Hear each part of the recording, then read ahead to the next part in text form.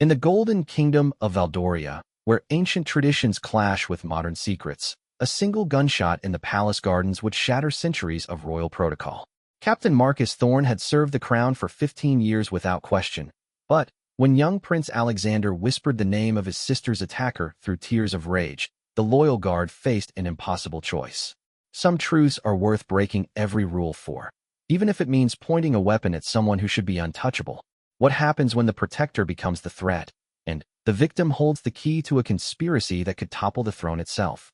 The marble steps of Valdoria Palace had witnessed coronations, celebrations, and centuries of royal pageantry, but they had never been stained with blood until that fateful autumn evening when loyalty collided with justice, and a guard's oath was tested beyond all limits. Captain Marcus Thorne adjusted his ceremonial sword for the third time that morning as he walked the familiar marble corridors of Valdoria Palace.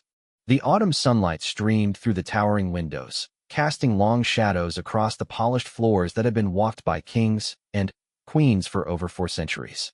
At 38, Marcus had dedicated half his life to protecting the royal family, and every stone of this palace felt like home to him. The Kingdom of Valdoria was a small but wealthy nation nestled between the mountains and the sea, known for its pristine beaches, ancient castles, and a royal family that had successfully adapted to the modern world while maintaining their cherished traditions. King Edmund VII and Queen Isabella were beloved by their people, ruling with wisdom and compassion that had brought unprecedented prosperity to their realm. Marcus paused at the portrait gallery, his eyes briefly scanning the painted faces of previous monarchs. Each king and queen seemed to watch him with knowing eyes, as if they understood the weight of responsibility that came with protecting their bloodline. He had sworn an oath before these very portraits 15 years ago, promising to defend the royal family with his life, to maintain their secrets, and to serve with unwavering loyalty. The palace buzzed with its usual morning activity. Servants hurried through the corridors carrying silver trays. Gardeners tended to the immaculate rose gardens visible through the windows, and various officials moved about their daily duties. Marcus nodded to the familiar faces he passed, exchanging quiet greetings with the staff who had become like family over the years. Princess Sophia's chambers were located in the east wing of the palace, a section that had been specially renovated for the younger members of the royal family. At 16, Princess Sophia was known throughout the kingdom for her beauty, intelligence, and charitable work. She had her mother's gentle nature, but her father's determined spirit, making her both beloved by the people and respected by foreign dignitaries. Prince Alexander, at 14, was quite different from his sister. Where Sophia was graceful and composed, Alexander was energetic and sometimes impulsive. He had his father's strong jaw and his mother's expressive eyes, and despite his youth, he showed promise of becoming a worthy future king. The prince spent most of his time either in the library studying history and languages or in the training grounds learning swordsmanship and riding. Marcus had watched both children grow from playful youngsters into thoughtful teenagers. He remembered teaching Alexander how to hold a practiced sword properly, and he recalled Sophia's first public speech at age 12, when she had spoken so eloquently about helping orphan children that she had moved the entire audience to tears. As head of the royal guard, Marcus oversaw a team of 24 elite soldiers, each handpicked for their skills, loyalty, and discretion. They worked in shifts to ensure the palace was always protected, with additional security measures for public events and royal travels. The guards were more than just protectors. They were confidants who knew every secret corridor, every hidden passage, and every potential threat to the royal family's safety. The morning briefing in the guardhouse was routine. Lieutenant Sarah Chun, Marcus's second-in-command, reported that all night patrols had been quiet. The perimeter sensors showed no unusual activity, and the background checks on new palace staff members had all come back clean. Everything seemed perfectly normal, just as it had been for months. "Any special events today?" Marcus asked, reviewing the schedule on his tablet. "Princess Sophia has a charity meeting at 2 o'clock in the Blue Salon," Sarah replied, consulting her own notes. "Prince Alexander has tutoring sessions until 4, then sword practice with Master Willem. The king and queen are hosting a dinner for the trade delegation from neighboring countries tonight." Marcus nodded, making mental notes about security arrangements. Royal dinners always required extra attention, as they brought together people from different nations with varying political interests. However, The trade delegations were usually straightforward affairs focused on economic cooperation rather than political intrigue. The palace kitchen was already busy preparing for the evening's dinner when Marcus made his routine security check. Chef Antoine, a perfectionist who had served the royal family for over 20 years, was directing his staff with his usual passionate intensity. The menu had been planned for weeks, taking into account dietary restrictions and cultural preferences of the visiting delegates. "Everything under control, chef?" Marcus asked, watching the organized chaos of meal preparation. "Always, Captain," Antoine replied with a smile. "Though I do wish Prince Alexander would stop trying to sneak extra desserts before dinner. That boy has a sweet tooth that could bankrupt the kingdom if we let him." Marcus chuckled. The prince's love for sweets was well known among the staff, and his attempts to charm extra treats from the kitchen had become something of a running joke. It was these small, human moments that reminded Marcus why he loved protecting this family so much. They weren't just royal figures. They were real people with quirks, dreams, and the same daily struggles that everyone faced.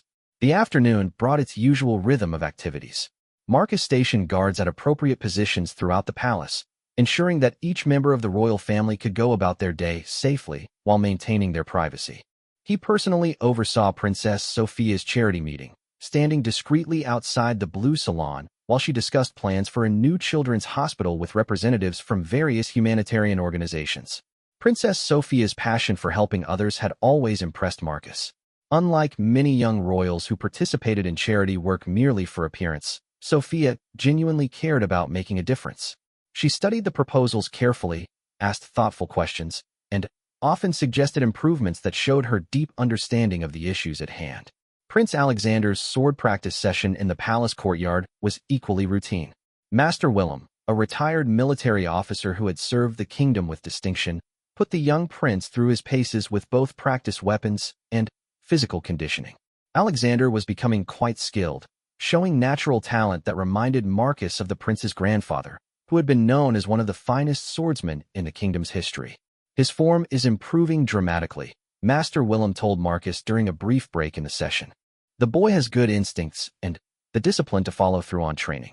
He'll make a fine warrior if he chooses that path."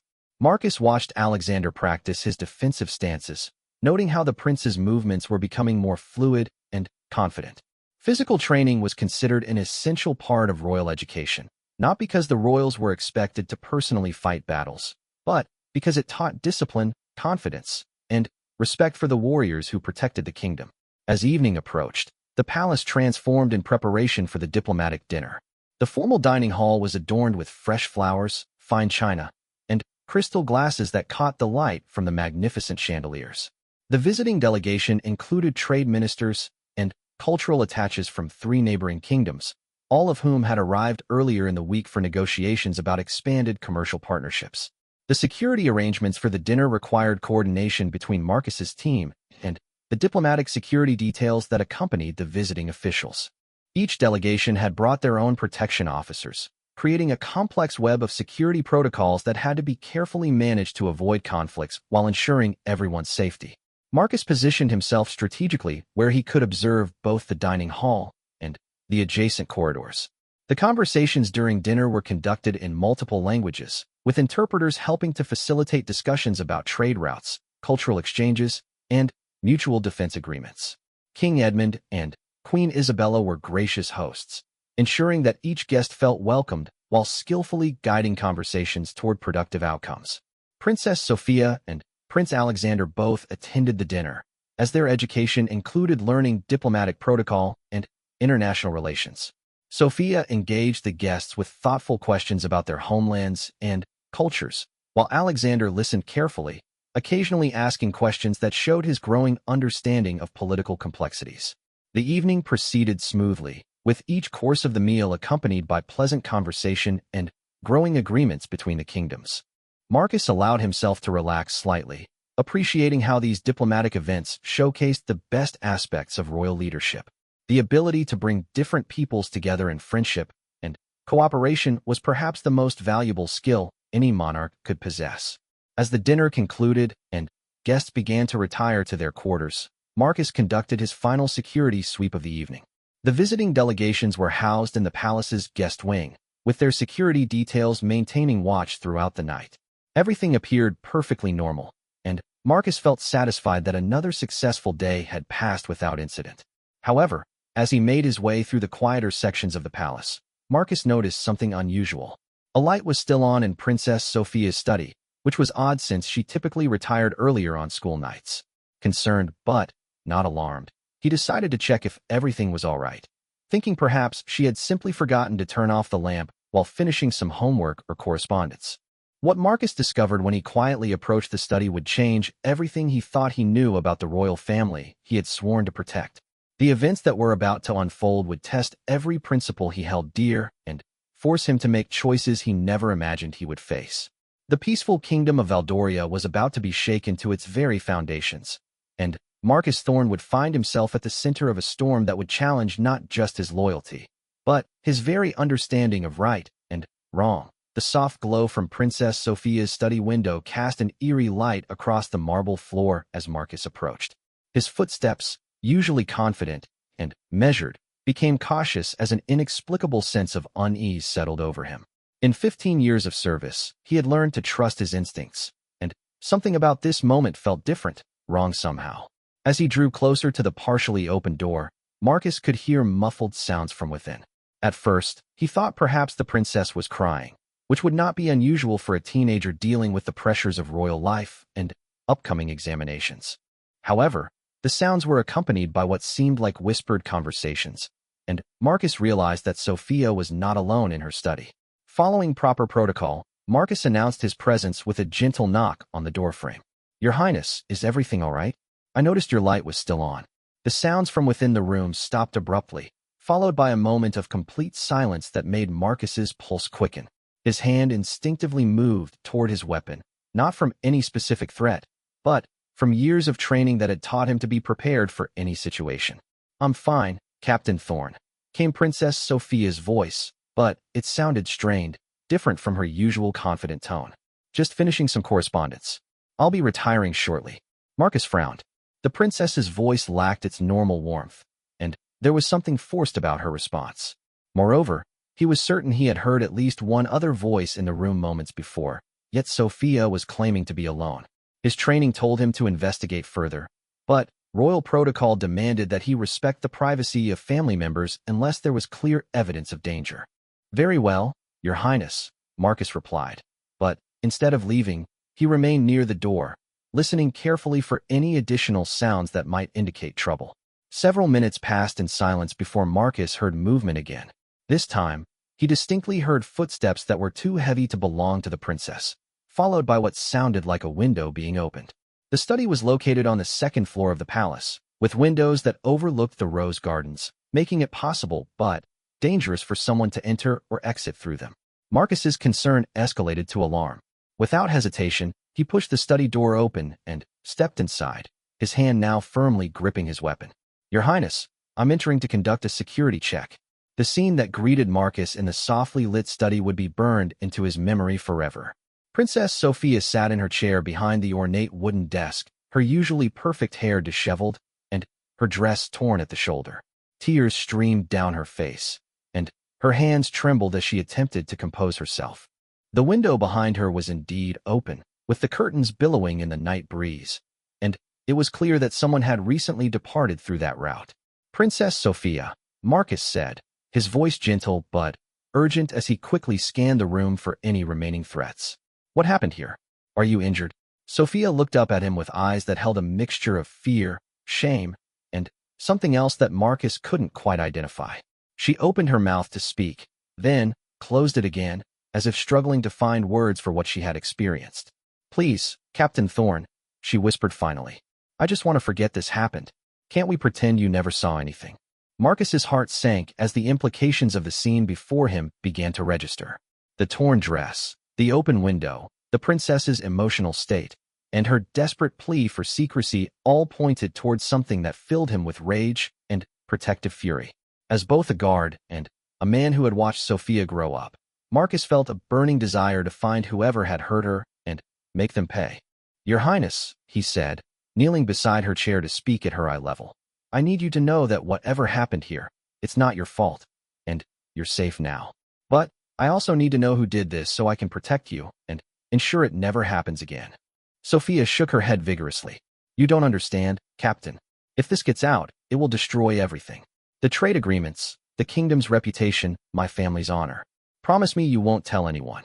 Marcus felt torn between his duty to protect the princess and his respect for her wishes. However, his primary concern was ensuring her safety and well-being, which meant understanding the full scope of what had occurred. Princess, I understand your concerns about the kingdom, but your safety and welfare are more important than any political considerations, he said firmly but kindly. At minimum, you should see the palace physician to ensure you haven't been seriously hurt. Before Sophia could respond, the study door burst open and Prince Alexander rushed in, his face flushed and his breathing heavy as if he had been running. The 14-year-old prince took one look at his sister's disheveled appearance and Marcus's protective stance, and his expression transformed from concern to fury. Sophia, what happened? Alexander demanded, moving quickly to his sister's side. I heard voices from your room earlier, and when I came to check on you, I saw someone climbing down from your window into the gardens. Marcus's attention sharpened. You saw someone leaving through the window? Can you describe them? Alexander nodded grimly. It was a man, tall, wearing dark clothes. He moved like he knew the palace grounds well, avoiding the areas where the guards typically patrol. When he reached the ground, he didn't run away immediately. Instead, he stood there for a moment, looking back up at Sophia's window, and I could see him smiling. The prince's hands clenched into fists as he continued. That's when I knew something terrible had happened to my sister. I wanted to chase after him, but I was more worried about making sure Sophia was safe first. Marcus processed this information carefully. The fact that the intruder had detailed knowledge of the palace security patterns suggested either extensive surveillance or inside information. Moreover, the description of the perpetrator standing and smiling after his escape indicated a level of arrogance and confidence that was deeply troubling. Alexander, Sophia said weakly, please don't make this worse than it already is. I just want to handle this quietly. But Prince Alexander's protective instincts were fully aroused, and his young face showed a determination that reminded Marcus of the prince's father at that age. Sister, someone hurt you in our own home, in the place where you should be safest in the world. This isn't something we can just ignore or handle quietly. Marcus found himself agreeing with the prince's assessment, even as he understood Sophia's desire to avoid a scandal. The violation of the palace's security and the assault on a member of the royal family represented threats that went far beyond personal concerns. Your Highness, Marcus addressed Alexander. You mentioned that the intruder moved as if he knew the palace grounds well. Did you recognize anything specific about his movements or behavior that might help us identify him? Alexander thought carefully before responding. He knew exactly which paths to take to avoid the garden lighting, and he seemed to know the timing of the perimeter patrols. But, more than that, when he looked back at the window, it wasn't the look of someone who had just committed a crime and was afraid of being caught. He looked satisfied, like he had accomplished exactly what he intended. This detail sent a chill through Marcus. A random intruder might panic and flee immediately after committing an assault, but someone who paused to savor their actions suggested a level of premeditation and malice that made the crime even more heinous. There's something else, Alexander continued, his voice dropping to a whisper. When I saw him in the gardens, I thought I recognized something familiar about his silhouette, his posture. But it wasn't until he turned to leave that I realized where I had seen that particular way of walking before. Marcus and Sophia both stared at the prince, waiting for him to continue. Alexander's revelation could be the key to identifying the perpetrator and ensuring that justice was served. It was someone from tonight's dinner, Alexander said, his voice filled with anger and disbelief. One of the men from the trade delegation. I'm certain of it. The implications of this revelation hit Marcus like a physical blow. If a member of the visiting diplomatic delegation was responsible for assaulting Princess Sophia, the political ramifications would be enormous. Such an incident could destroy not just the current trade negotiations, but potentially destabilize relationships between the kingdoms for generations. However, Marcus's primary concern remained the safety and well-being of the royal family. Political considerations, while important, could not be allowed to prevent proper investigation and justice for what had occurred. Prince Alexander, Marcus said carefully, this is a very serious accusation. Are you absolutely certain about what you saw? The prince's eyes blazed with conviction. Captain Thorne, I've been studying these men for 3 days during various meetings and meals. I know how each of them moves, their mannerisms, their postures. What I saw in the garden was definitely one of them, though I couldn't see his face clearly enough to identify which specific member of the delegation it was. Marcus realized that the situation had become far more complex than a simple security breach. If Alexander's observations were correct, they were dealing with a diplomatic incident that could have far-reaching consequences for the kingdom. However, his oath was clear: protect the royal family above all else, regardless of political implications. Your Highness, he addressed Sophia gently, I understand your concerns about discretion, but if someone from the diplomatic delegation was involved in this attack, we cannot allow them to simply leave the kingdom without consequence. Moreover, if we don't address this properly, you could remain in danger. Sophia looked between her brother and her protector, her face showing the internal struggle between her desire to avoid scandal and her growing realization that the situation was beyond her ability to handle quietly. The weight of the moment settled over the three of them as they grappled with decisions that would affect not just their personal relationships, but the future of their kingdom and its place in the broader political landscape of their region. The tension in Princess Sophia's study was palpable as Marcus weighed his options. Every moment of delay potentially allowed the perpetrator to cover his tracks or, worse yet, prepare to leave the kingdom with the morning's scheduled departure of the trade delegation. The captain's mind raced through protocols, possibilities, and the potential consequences of each course of action. Princess Sophia, Marcus said, his voice gentle but firm, I need you to trust me. What happened to you tonight cannot go unpunished, regardless of who was involved or what political complications might arise. But first, we need to ensure your immediate safety and well-being. Sophia wiped her tears and tried to compose herself, though her hands continued to tremble. Captain, you don't understand the full situation. The trade agreements we're negotiating aren't just about commerce. Our kingdom's economy has been struggling with the changes in global markets, and these partnerships could secure our people's prosperity for generations. If this incident destroys those negotiations, then we'll find another way to secure prosperity, Prince Alexander interrupted with surprising maturity. But we cannot allow someone to attack our family and simply walk away because it might be politically inconvenient to seek justice. Marcus nodded approvingly at the prince's words. Despite his youth, Alexander was demonstrating the kind of moral courage that would serve him well as a future king. However, Marcus also understood Sophia's concerns about the broader implications for their kingdom.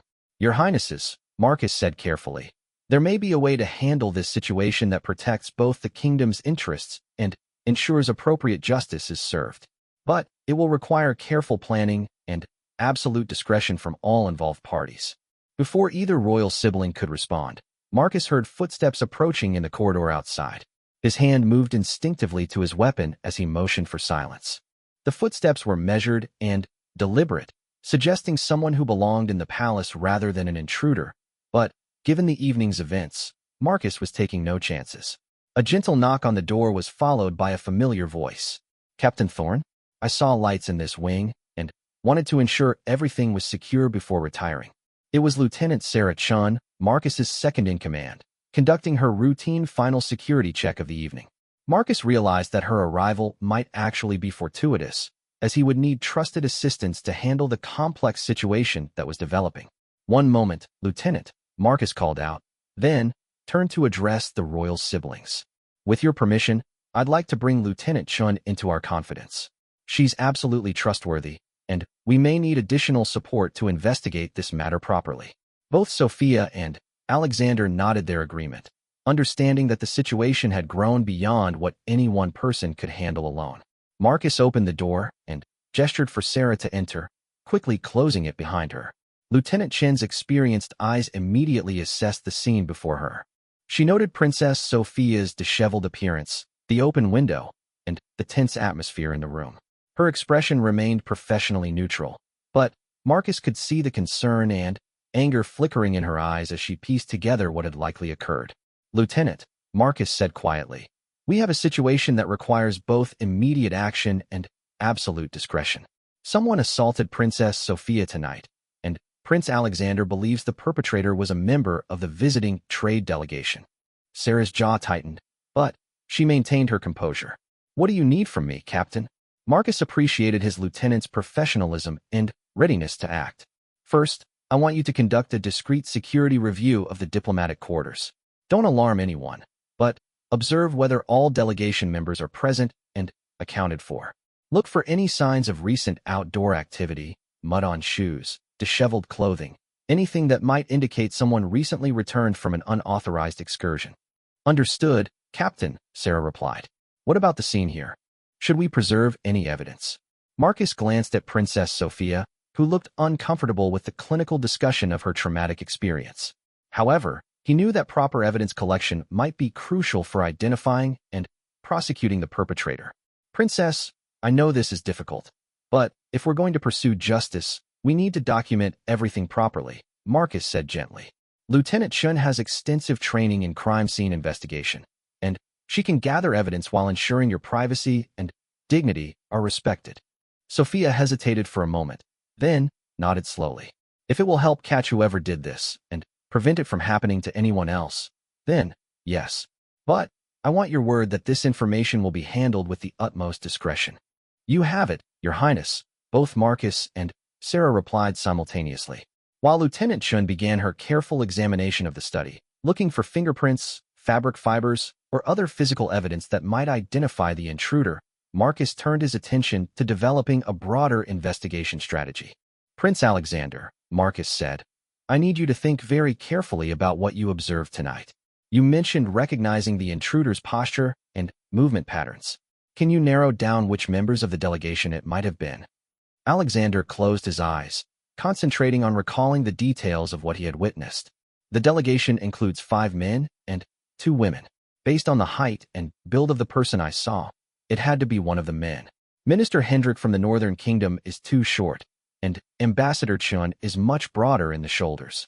That leaves Minister Victor from the Eastern Kingdom, Trade Advisor Dimitri, and Cultural Attaché Laurent. Marcus made mental notes about each of the 3 suspects. Minister Victor was a man in his 40s, known for his aggressive negotiating style and somewhat arrogant demeanor. Trade Advisor Dimitri was younger, perhaps early 30s, and had seemed particularly interested in the palace's architecture and layout during his visit. Cultural Attaché Laurent was the most enigmatic of the group, charming and sophisticated, but with an intensity that Marcus had found slightly unsettling. Did any of these 3 men pay particular attention to Princess Sophia during the dinner or previous meetings? Marcus asked. Alexander frowned as he considered the question. Actually, yes. Cultural Attaché Laurent made several comments about Sophia throughout the week, praising her intelligence and beauty in ways that seemed inappropriate for a diplomatic visitor. He also asked detailed questions about her daily schedule and activities, claiming it was for cultural exchange purposes. This information sent up red flags for Marcus. While diplomatic visitors often showed interest in the royal family as part of their cultural duties, excessive attention to a 16-year-old princess's personal schedule was highly suspicious. Lieutenant Chun, Marcus called softly, when you conduct your security review of the diplomatic quarters, pay particular attention to Cultural Attaché Laurent's rooms and behavior. Sarah nodded without looking up from her evidence collection work. She had found several threads of dark fabric caught on the window latch, consistent with someone climbing through the opening. Additionally, she had discovered scuff marks on the windowsill that suggested recent use as an entry or exit point. Captain, Sarah said quietly, I found physical evidence consistent with someone entering or leaving through this window within the last few hours. I'm also detecting traces of an unfamiliar cologne or aftershave in the area near the window, something with notes of bergamot and cedar that doesn't match any of the fragrances typically used by palace staff. Marcus felt a surge of hope. Physical evidence and witness testimony were building a case that could lead to identification and prosecution of the perpetrator. However, he was also aware that they were walking a diplomatic tightrope that required careful navigation. Princess Sophia, Marcus said, approaching the subject delicately.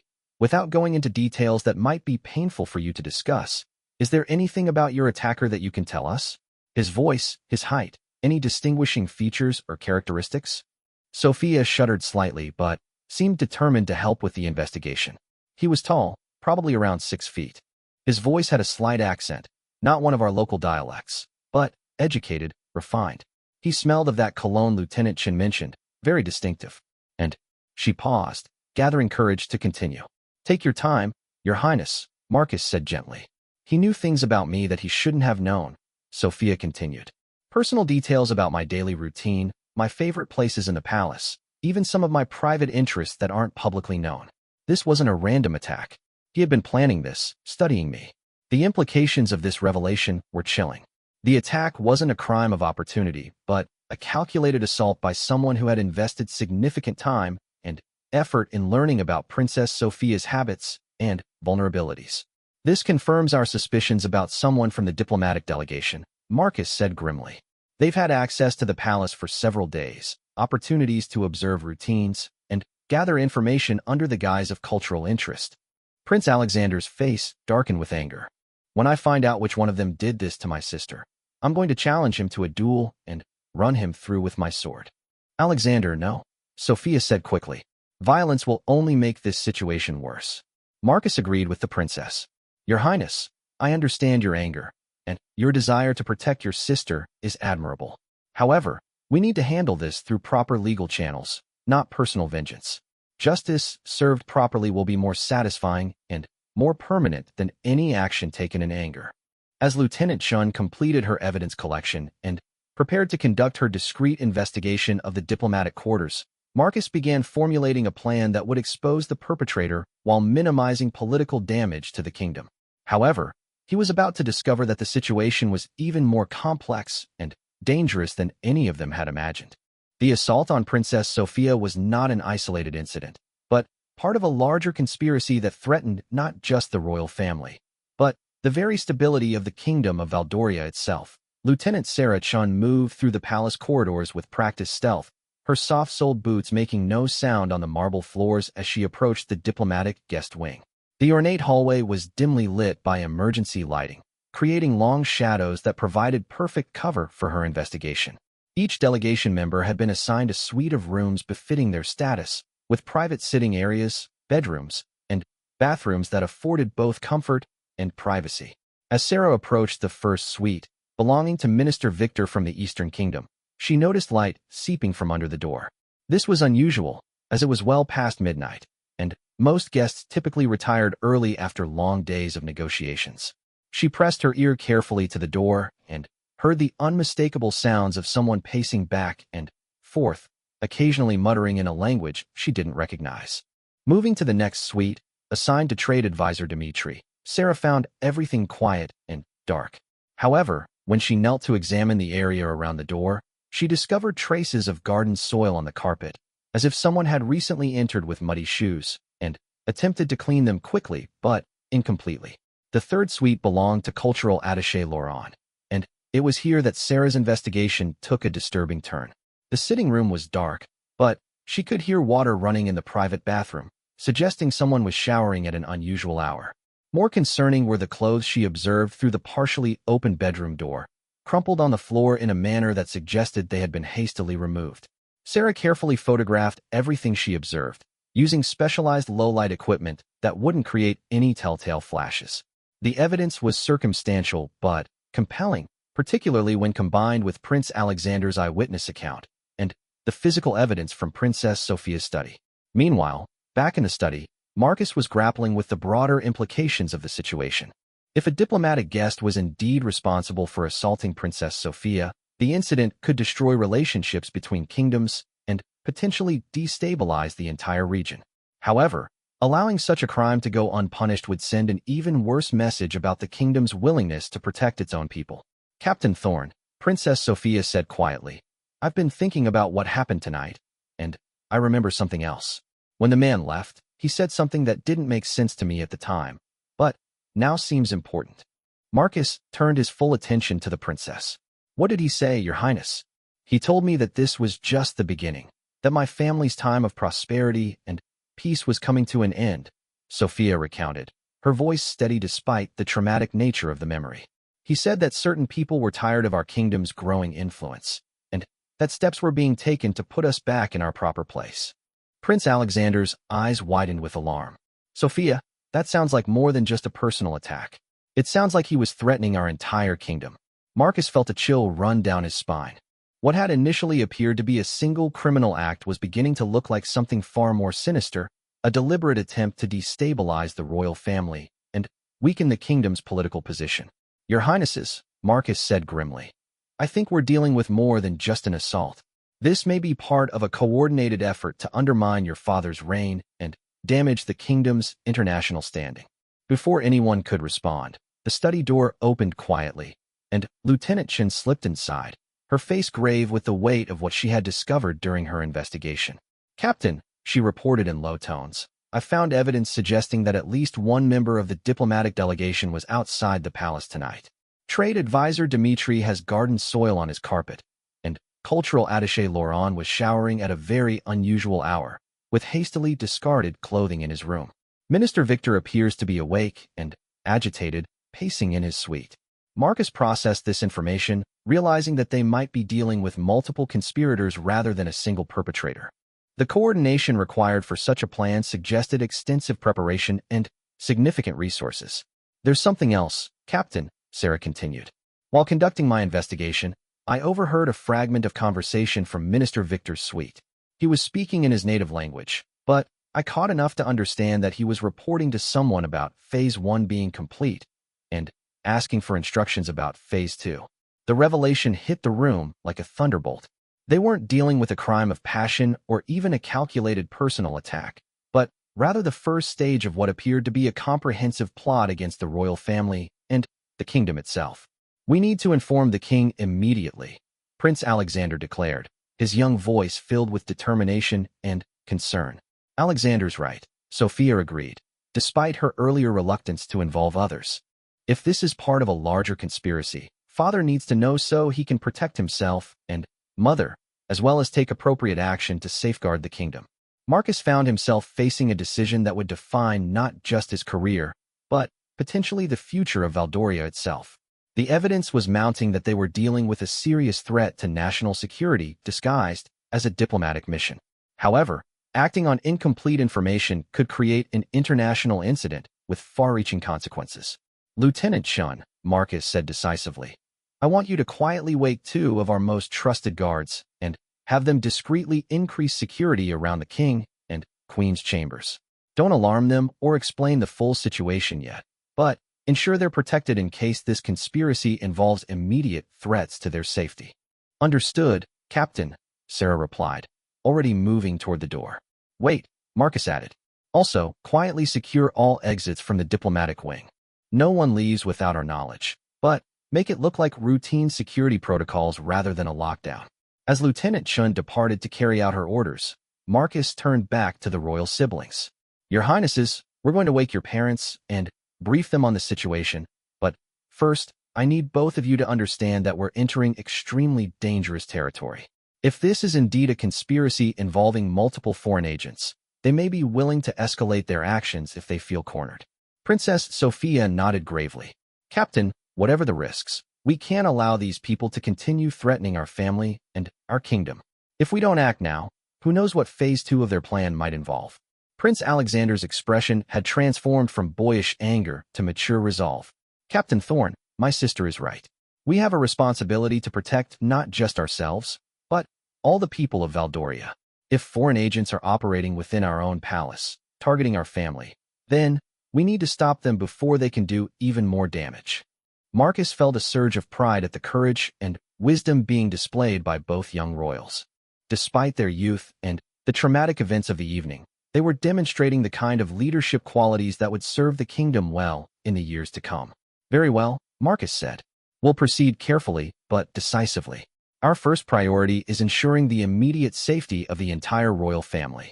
Then, we'll work to expose this conspiracy and bring all involved parties to justice. As they prepared to leave the study and wake the king and queen, Marcus's communication device buzzed with an urgent message from Lieutenant Chen. The text was brief, but alarming. Captain, we have a problem. Minister Victor's suite is empty, and there are signs of a hasty departure. He may have fled the palace. The situation had suddenly become even more complex and dangerous. If one of the conspirators had already escaped, he could be reporting to his handlers about the failure of their initial plan and the discovery of their operation. This meant that whatever Phase 2 involved, it might be accelerated or modified to account for their compromised position. What is it, Captain? Princess Sophia asked, noticing Marcus's expression as he read the message. One of our suspects has disappeared from the palace. Marcus replied grimly. We need to move quickly now. The element of surprise may no longer be on our side. As they hurried through the palace corridors toward the king and queen's chambers, Marcus's mind raced through the implications of the evening's discoveries. What had begun as a response to an assault on Princess Sophia had evolved into the uncovering of an international conspiracy that threatened the very foundations of their kingdom. The next few hours would test every skill Marcus had developed over his 15 years of service, as well as the courage and wisdom of the royal family he had sworn to protect. The decisions they made and actions they took would determine not just their personal safety, but the future of Valdoria and its people. However, Marcus was about to learn that the conspiracy was even more far-reaching than he had imagined, involving not just foreign agents, but potential traitors within the palace itself. The web of deception and betrayal they were about to uncover would shake his faith in everything he thought he knew about loyalty, duty, and the people he had trusted with his life. The royal chambers were shrouded in the deep silence of night when Marcus, Princess Sophia, and Prince Alexander arrived at the massive oak doors that had protected Valdorian monarchs for centuries. Marcus paused for a moment, his hand hovering over the ornate brass knocker, knowing that once he woke King Edmund and Queen Isabella, there would be no turning back from the path they had chosen. The soft knock echoed through the chamber, followed by the rustling of fabric and the quiet footsteps of someone approaching the door. King Edmund's voice, alert despite the late hour, called out from within. Who disturbs our rest at this hour? Your Majesty, it's Captain Thorne. I have Princess Sophia and Prince Alexander with me. We have urgent matters that require your immediate attention. The door opened to reveal King Edmund, his usually impeccable appearance replaced by a simple nightrobe, but his eyes sharp and focused as they had been trained to be through years of leadership. Queen Isabella appeared behind him, her face filled with concern as she noticed her children's distressed expressions. Come in, all of you, the king commanded, his voice carrying the authority that had guided Valdoria through both prosperity and challenge. Whatever has happened, we'll face it together. The royal family gathered in the private sitting room adjacent to the bedchamber, a space that had witnessed countless family discussions and decisions throughout the kingdom's history. Marcus quickly but thoroughly briefed the king and queen on the evening's events, from the assault on Princess Sophia to the evidence of a larger conspiracy involving the diplomatic delegation. King Edmund's expression grew increasingly grave as he absorbed the information, while Queen Isabella moved instinctively to comfort her daughter, who had shown remarkable composure throughout the ordeal but was clearly struggling with the emotional aftermath of her traumatic experience. This is an act of war disguised as diplomacy, King Edmund declared, his voice filled with controlled fury. To attack my daughter in her own home, under the pretense of peaceful negotiations, is beyond unconscionable. It's a violation of every treaty and convention that governs civilized behavior between nations. Edmund, Queen Isabella said gently but firmly, while our anger is justified, we must be strategic in our response. If we act rashly, we could provide our enemies with the justification they seek to escalate their actions against our kingdom. Marcus admired the queen's political wisdom even in the face of such personal violation. Her ability to think beyond immediate emotions toward long-term consequences was one of the qualities that had made the royal partnership so effective over the years. Your Majesty, Marcus interjected, Lieutenant Chun is currently securing the palace and gathering additional evidence. However, we've already lost one suspect who appears to have fled during our investigation. Time is working against us. Before the king could respond, Marcus's communication device buzzed again with another urgent message from Lieutenant Chun. This time, the news was even more alarming. Captain, cultural attaché Laurent has also disappeared. Found evidence of communication equipment in his room, suggesting coordination with outside parties. Recommend immediate lockdown. King Edmund saw Marcus's expression change as he read the message. What now, Captain? 2 of our 3 suspects have now fled the palace, Your Majesty. This suggests either that our investigation was discovered or that their original timeline has been accelerated. Either way, we may be facing imminent danger. The king stood and moved to a secure communication panel concealed behind one of the room's elegant tapestries. I'm activating the palace's highest security protocols, he announced as he input a complex series of codes. All external communications will be monitored, all movement within the palace will be tracked, and our military units will be placed on high alert. As alarms began to sound throughout the palace, indicating the elevated security status. Prince Alexander suddenly grabbed Marcus's arm with urgent intensity. "Captain," the young prince said, his voice tight with realization, "I just remembered something crucial. During dinner tonight, cultural attaché Laurent made a comment about the beauty of our palace's architecture, specifically mentioning the structural supports in the main hall. At the time, I thought it was just cultural curiosity, but now..." Marcus felt his blood run cold as the implications hit him. "You think they were planning to attack the structural integrity of the palace? It would explain why they needed detailed knowledge of our routines and layouts," Princess Sophia added, her analytical mind working despite her emotional trauma. "An assault on me could have been meant to distract us while they prepared for a much larger attack." Queen Isabella's face paled as she grasped the potential scope of the conspiracy. If they succeed in damaging the palace's structural supports during a public event or ceremonial gathering, they could kill hundreds of people, including visiting dignitaries and our own citizens. King Edmund's expression hardened with determination. "Captain Thorne, I want every inch of this palace searched for explosive devices or other sabotage equipment. Coordinate with our military engineers to inspect all structural elements that could be vulnerable to attack." As Marcus prepared to coordinate the massive security operation that would be required, Lieutenant Chen's voice crackled through his communication device with yet another urgent update. "Captain, we found extensive communication equipment hidden in the diplomatic suites, including encrypted transmission devices that appear to have been used to coordinate with outside forces. We're also detecting traces of explosive materials in cultural attaché Laurent's bathroom, consistent with bomb-making activities." The room fell silent as everyone absorbed the full magnitude of the threat they were facing. What had begun as an investigation into an assault had uncovered a sophisticated terrorist plot that could have resulted in mass casualties and the destruction of one of Valdoria's most important historical landmarks. "There's something else," Lieutenant Chen continued. "We've intercepted communications indicating that the attack was scheduled to take place during tomorrow's public ceremony celebrating the trade agreements. The ceremony would have brought together hundreds of people in the main hall, creating maximum casualties." Prince Alexander's face flushed with anger.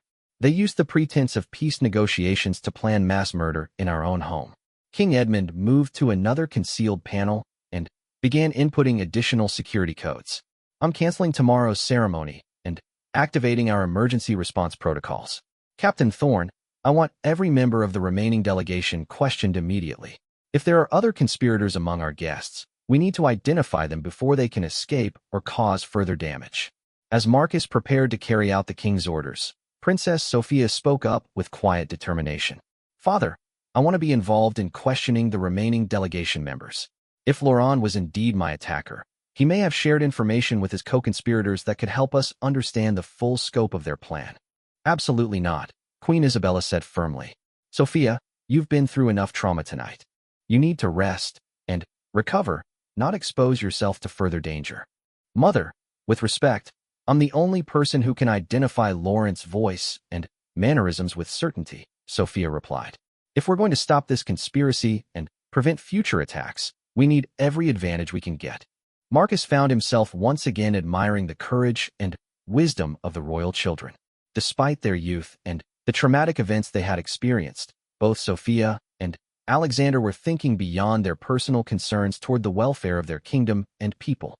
"Your Majesty," Marcus addressed the king, "Princess Sophia makes a valid point. Her ability to identify Laurent could be crucial in determining which delegation members were involved in the conspiracy.